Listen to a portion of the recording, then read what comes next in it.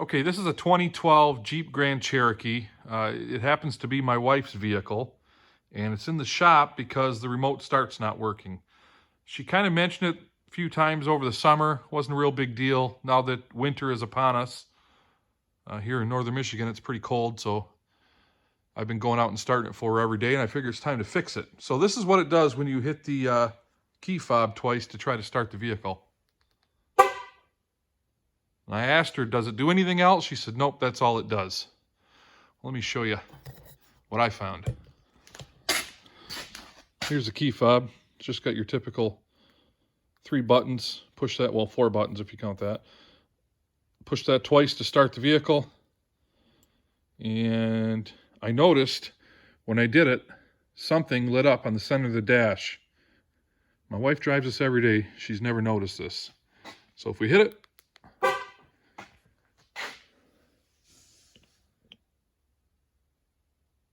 it says remote start aborted, hood ajar. Well, the hood's not ajar. The hood is closed. So the issue is going to be our hood latch.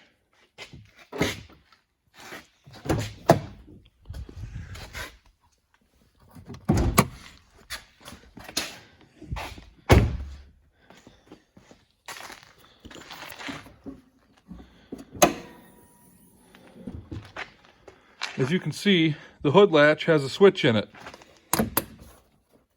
Pull that up here. You can see right there, there's wires running to it. Now, I looked up the wiring diagram because I thought, well, this will be easy enough. I'll just take those 2 wires and strip them and twist them together, and it'll think the hood is latched all the time. Well, it doesn't work that way. The circuit for the hood latch doesn't dead end at the hood latch. It goes on to other things. So basically, there must be a resistor of sorts in here, and I didn't want to try to figure out what it was, so I just went online and I ordered a new hood latch. And I got a new hood latch in the mail, and we're going to swap it out. It's super easy. There's only that electrical connector, our cable, and then there's 2 bolts. So you'll need an 8mm socket. Okay, I already pulled the grill up out of its little clips here to give us a little bit of wiggle room. Here's the connector right here. This red piece is a locking tab, so we're going to want to push that back. And then push down on this little piece right here, and that should release the clip. It's not, so we're going to reach under here, give it a little help. See that little tab right there?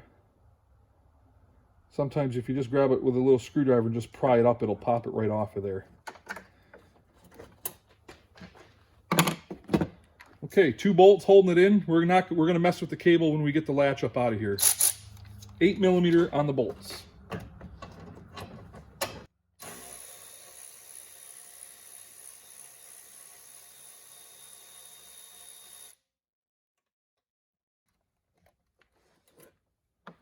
Try not to drop them down in there. You'll be hating yourself.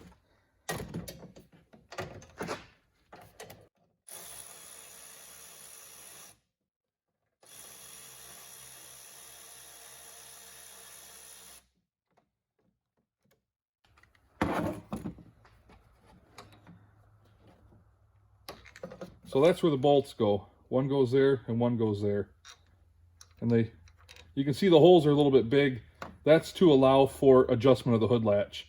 So when we put the new hood latch on, if we were going to put this one back on, all we'd have to do is line up the witness mark with the washer on the bolt. But when we put the new one on, we'll kind of have to play with it, open and close the hood and get it right wherever it fits best. Okay, so to unhook this cable, this is really simple. We just push this little guy back. We'll grab the end of the cable, and we'll pull it up through here. And then there's just 2 little locking tabs. I'm not sure if you can see those or not, but we'll just simply push them in. As I'm pulling out on the hood latch, it'll kind of stay in place. So we'll push them in. Well, it might stay in place, might not.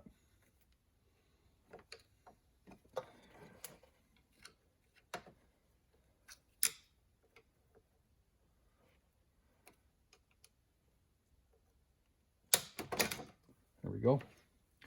And it's that easy. There's our old hood latch. Let me go grab the new one. So I did buy the new latch on the internet, but it was a Mopar part. And I don't know if the camera's going to focus, but there's the part number. I'll put a link down below for an aftermarket part anyway, if somebody wants to give the aftermarket a shot. So we're just going to put this right back together in reverse order. The first thing we're going to do, we're going to put that little ball right in there like that. And we're going to pull the latch. We're going to put the cable in there and just push it. It's locked into place. Now all we got to do is bolt it back in place and plug it in. The tricky part is not dropping the bolts down there where you might never see them again.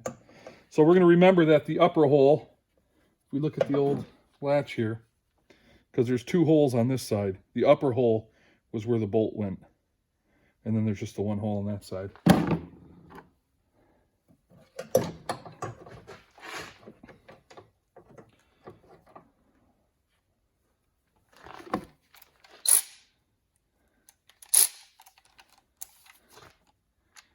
I'm going to have to get in the way here to get the bolt started.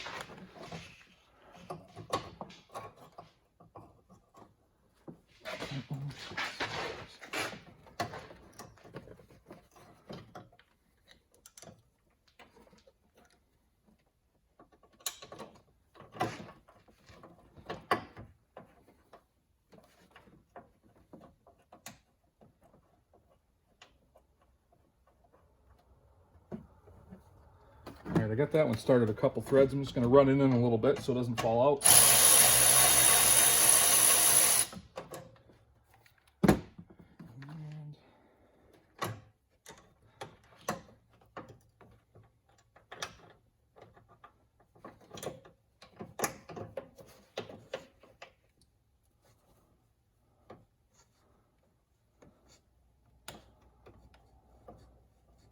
Okay, I got that one started.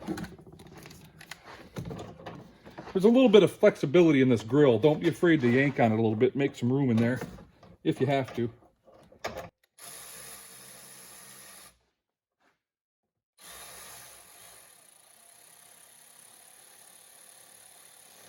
Now I don't want to tighten the bolts yet because I'm not sure where the hood latch needs to be. So I'm just going to snug them. Okay. Now we can plug in our electrical connector.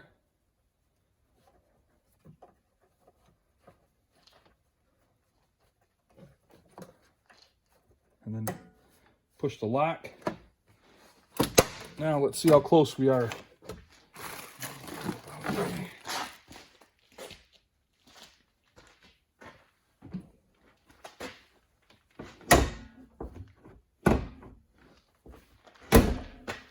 Huh. First try.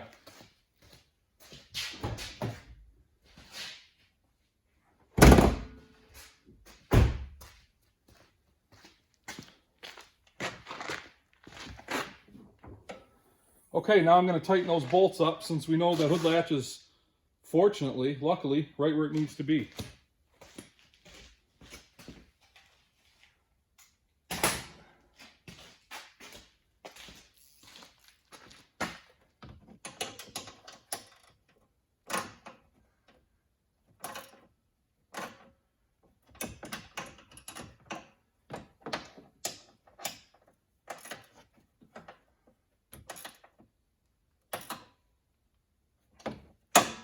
Okay.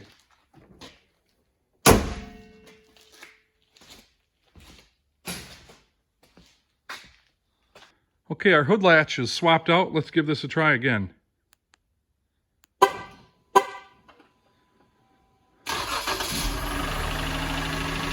There we go.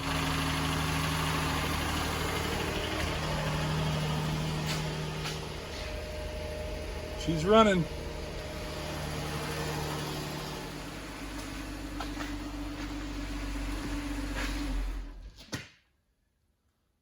Okay, so that was a fast and painless way to get your remote start working on your Jeep Grand Cherokee or Dodge Durango. It may even pertain to other vehicles, but I know this specifically works for the the Jeep and the Dodge Durango. If you found this video helpful, give me a thumbs up, hit subscribe, check out my other content. Thanks for watching.